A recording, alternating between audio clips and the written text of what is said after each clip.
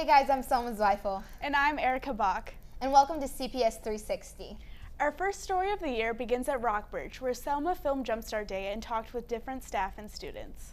The new school year brings a lot of exciting new faces to the halls of Rockhurst, and also a lot of exciting events as well. The kickoff event of the year begins with Jumpstart Day, where freshmen get to run through their schedules for the very first time and make any mistakes before any mistakes are made on the first day of school. Girls varsity and JV basketball games and assemblies. Last March, the team earned 3 top. Seniors Carter Gerling, Sophie Cunningham, and Eric Cruz emceed the event, energizing the freshmen. I got the chance to interview a couple freshmen about their first week and how it went. That one? All right. So how was your first week at Rockbridge? Like, how has it been so far? Honestly, it was pretty good. I had trouble the first couple days getting all my classes because I would mix up the A days and the B days and stuff.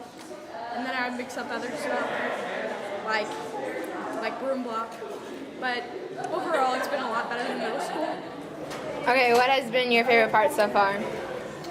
Probably the athletics and advisory. The athletics, advisory. And how do you feel about like Jumpstart Day? Did you find that helpful for your first week at Rockbridge? Yeah, because it helped me find out where the classes were and stuff. All right. While freshmen are adjusting to the new school year and the next 4 years of high school, seniors are getting ready to end their high school careers at Rockbridge. Senior Carter Gerling sat down with me to talk about his future plans and what is in store for him in the 2014-2015 school year. What are you most excited about this year? I'd have to say the upcoming soccer season for us. We got a good team this year, and since it's our last one, I think hopefully we'll be able to go out with a bang. What are you looking at for after high school? The whole playing soccer in college thing is an option, I guess.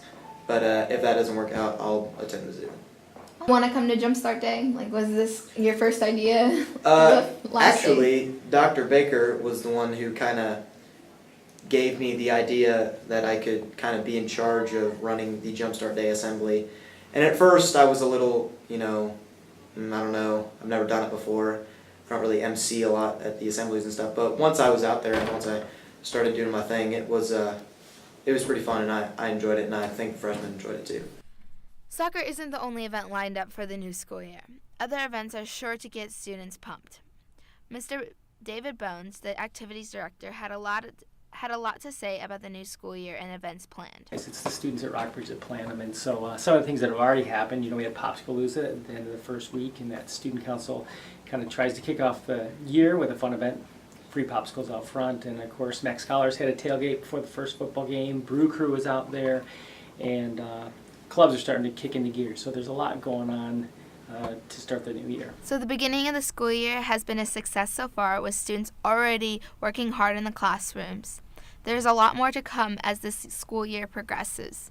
This has been Selma Zweifel with CPS 360. That must have been really cool interviewing the new freshmen. Yeah, it was. They seemed a little nervous at first, but once they got used to me, everything went great. Speaking of great, across town, the Hickman QPs hosted their annual QP Fest, where students got to participate and see what were some of the exciting clubs at Hickman. Dawson Poe had the latest on this story. The annual QP Fest took place at Hickman. Each club was represented, and students were able to walk around and visit clubs during A and B lunches. It's just a place where you can walk around and learn about different clubs and find out one that you want to join, or more, one or more.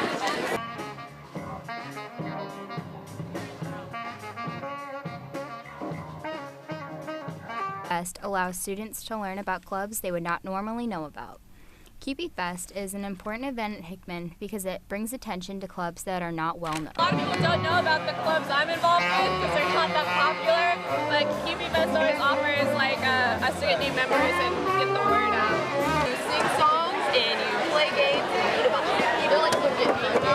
Yeah. It's like really creative games that are like you wouldn't expect it, but and then the songs are actual songs that play on the radio, and sometimes they're annoying, but sometimes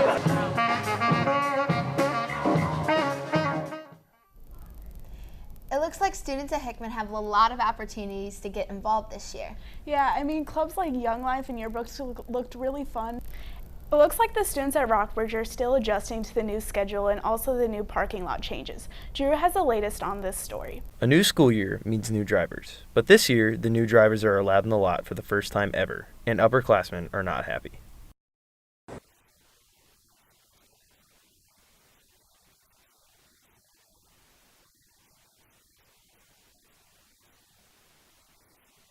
A regular day, not a single spot can be found in the lot, and many upperclassmen see this as unfair.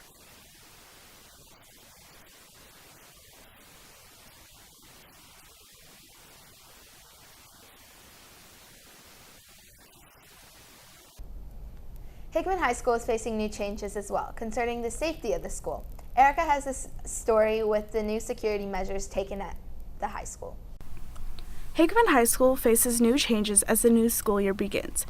The school now has buzzers that are implemented on every door. Students who are not in class have to buzz in to get into the building or will remain locked out. Half the time when you try and buzz in, there's no one in the office to let you in, so you end up staying there for about 5 minutes. I do think it's kind of like embarking on our freedom at school, and it isn't like very convenient for the underclassmen. Upperclassmen are now required to carry around security cards with red stickers that indicate they are allowed to leave campus. Many students can recognize the importance of keeping extra activity out of the building, but are frustrated with the way school officials are handling the new changes. The fact that once we have cards, there's almost going to be no point to the security system in the first place. Yes, students lose their cards all the time. Someone picks it up, they have immediate access to the school. There's no preventive measure after that. I think they do this because there's been a lot of school shootings, and I just feel like school isn't maybe as much of a safe place as it should be for students, and I think also parents might be worried after all of like the school shootings and stuff have happened. The Fine Arts Building at Hickman, which houses band, choir, and art classes, does not have special locks on the doors, letting students enter the building freely. The security system is still in its early stages and is not the smoothest transition. It must have been fun going around the school to get different opinions on the new security changes at Hickman. Yeah, there are a lot of different views on how the security system is working and what problems and issues there are with it. There are a lot of fun classes offered through Columbia Public Schools. Here at the Career Center, Tatum learned about the Geographic Information Science class, and she got the chance to interview students about what they enjoy about the class. Alyssa Johnson is a student at Rockbridge High School this year. Along with all of her required classes like math and English, Alyssa opted to take a class unlike any other offered at the school. GIS is geospatial technologies, so the easiest way to describe that would be to say that geo is the earth and spatial is referencing to it. So we use technology that references objects to the earth. This summer, Alyssa traveled with a select group of other GIS students from across the country to a convention in Panama. Once there, she joined other Panamanian students as they formed ideas on how to help the planet. We did a lot of sightseeing and we did a lot of cultural activities to kind of diversify the group. But we also did our work days at the campus, the Universidad de Tecnológica de Panamá. And my group's project was over water accessibility. So we mapped out where the water, like where potable water was found and how that wasn't really, like how that affected the people because it wasn't found where it should have been. Her teacher, Laura Esterbrookes, has been guiding her through the course since last year and has been trying to get other students involved in the subject as well. I've been teaching here 5 years now, and there's still so many students who have no idea what geographic information science is about. But one of the things that I want to tell students is this is one of the top 3 fastest growing job opportunities worldwide. And, you know, the kids still don't know about us. Alyssa plans to continue her studies in GIS and wants to keep traveling to help make the world a better place to live. To go back there and have that experience again would be so great. So it would be a blessing. With everything going around the world, students try to find their voice in global issues. Nick has the story on student politics. There are a lot of clubs and extracurricular activities that exist in high schools across the country today. From guitar club to lacrosse club, Rockbridge High School has a lot to offer. As they are notable to have on a college application, most of these clubs don't necessarily influence students to the point that it impacts how they feel about what's going on in the real world.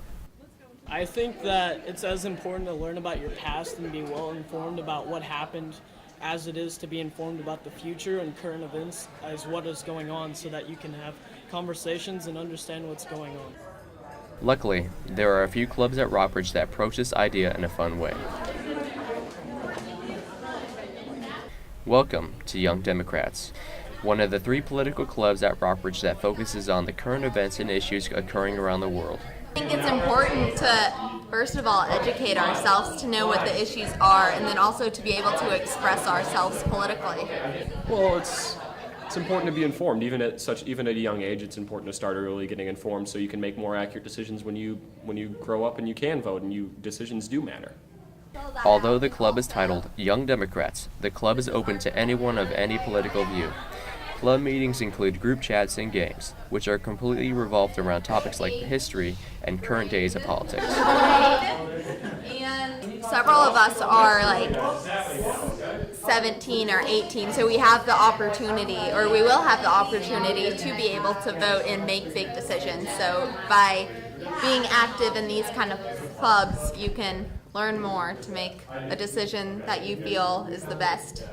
If you have an opinion on current events and like to talk about it with others, this club is for you, according to the club sponsor and Rockbridge English teacher, Randy Orton. I really love that Young Democrats has a lot of people who are not Democrats, who are independents. Last year we had a number of Republicans come. It really makes our discussions way better and makes me feel optimistic about the future of our nation. So if you like talking freely with others about how you feel about the United States and the world, or if you simply like socializing and having fun while learning more about how government works in America, this club is surely to be a blast. Students seem to be discovering their political views and the types of policies they support and don't support. The most exciting thing about this upcoming school year at Rockbridge is football. Students get pumped for the Friday night's game. Drew has the latest on the Battle versus Rockbridge game. The hype is building up this week at Rockbridge High School in hopes of a win against the new crosstown rivals, the Battle Spartans, who are also 1-1, just like the Bruins. I think it's going to be a big game with a lot of people there, and I think it's going to be a really fun experience. The Bruins are looking forward to Friday night, especially after last week's big win and an expected large crowd. With a large crowd behind you, the feeling is indescribable, says Alex Fadale.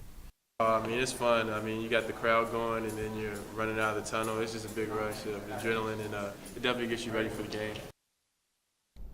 This has been Selma Zweifel and Erica Bach for CPS360. Have a wonderful day, Columbia. And coming up next is CPS Sports.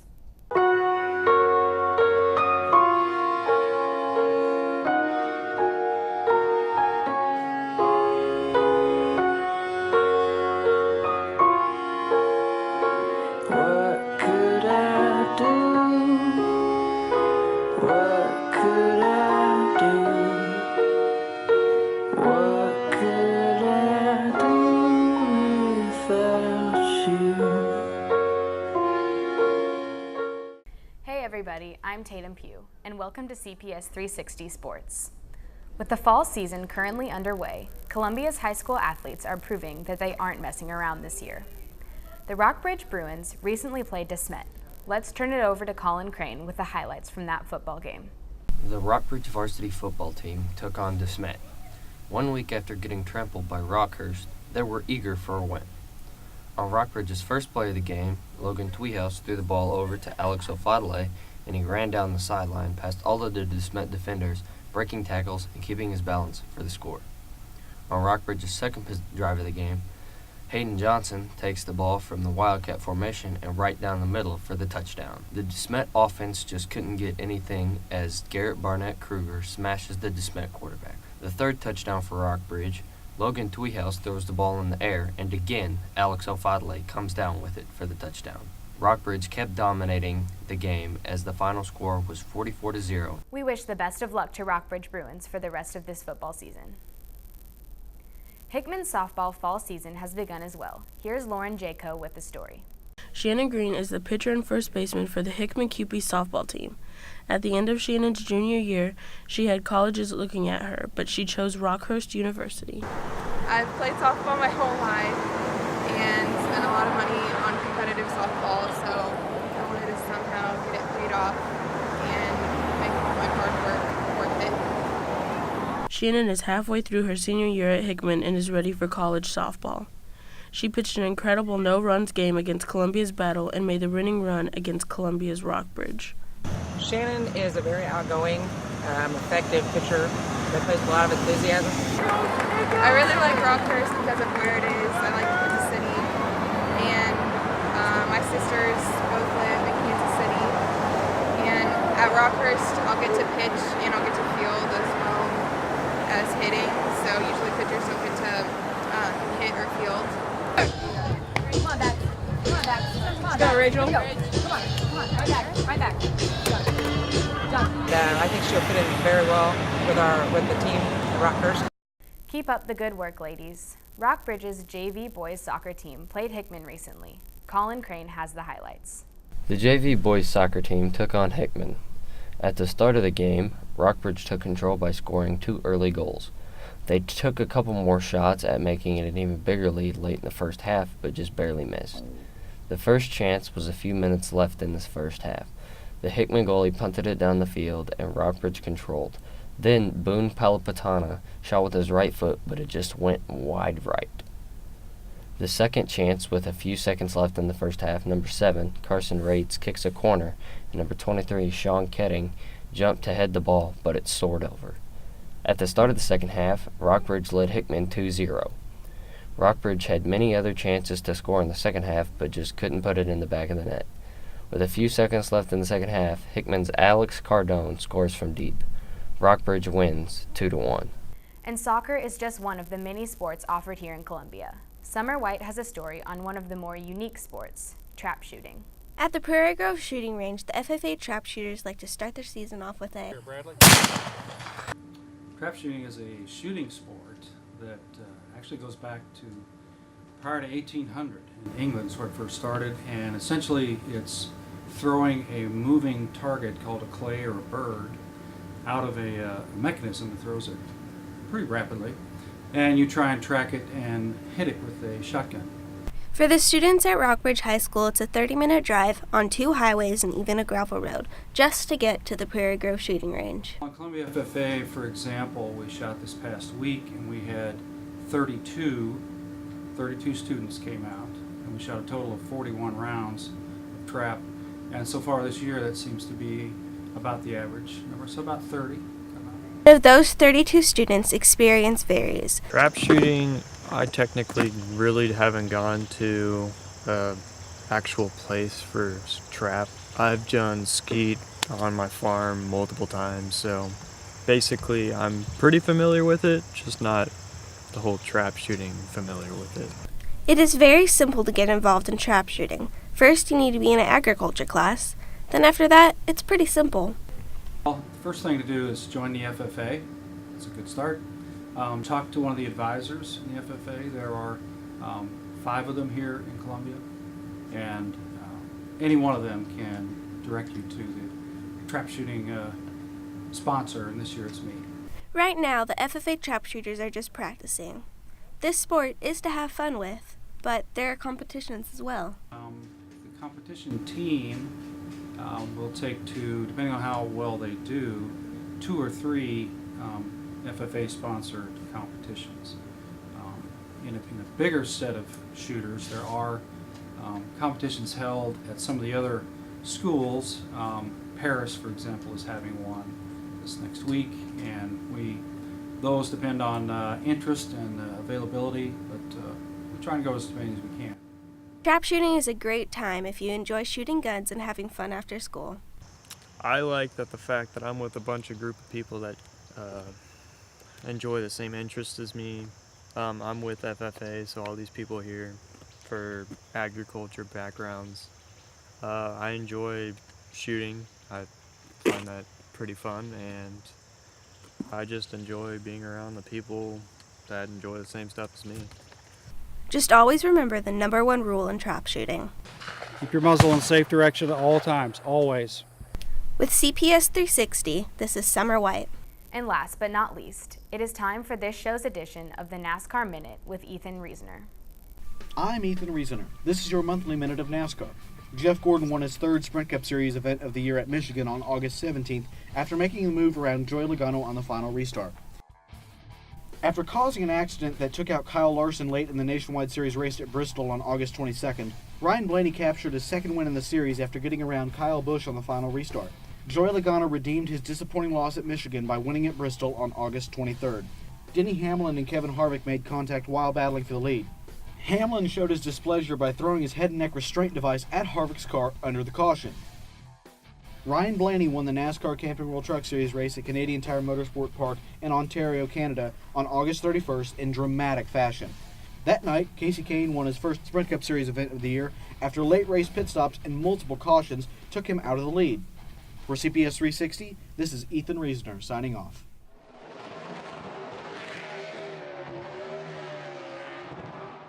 Thanks for watching CPS 360. I'm Tatum Pugh. We'll see you next time.